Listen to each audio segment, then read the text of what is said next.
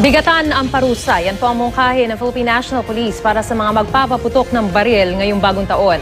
Sa datos ng PNP mula noong December 16 hanggang kahapon ng umaga, 6 na insidente na ng indiscriminate firing ang naitala. Balitang hatid ni Salima Refran.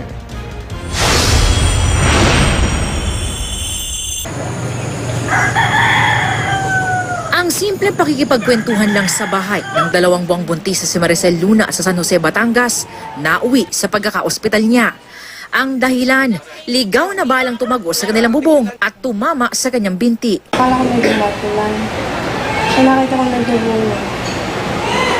Tapos tinignan yung mga kasama ko yung bubong niya. May butas.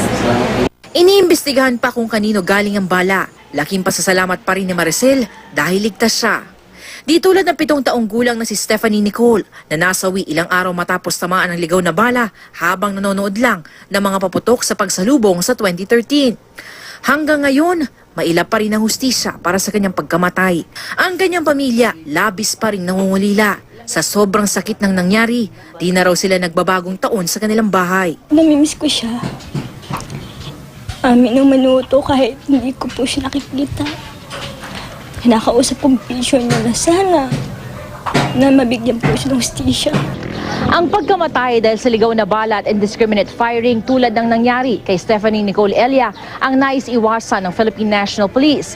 Pero sa tala ng Ligtas Paskuhan 2014, mula December 16, may 8 insidente na ng ligaw na bala. 6 na ang nasusugatan dahil dito. At tila waipek din ang ginagawang pagseselyo ng mga pulis sa kanilang mga baril. Lalo't mga pulis ang sangkot sa 2 sa 6 na insidente ng indiscriminate firing. Arestado na ang 2. Ang mga gaya nilang pulis na lalabag, posibleng masuspende o masibak sa serbisyo.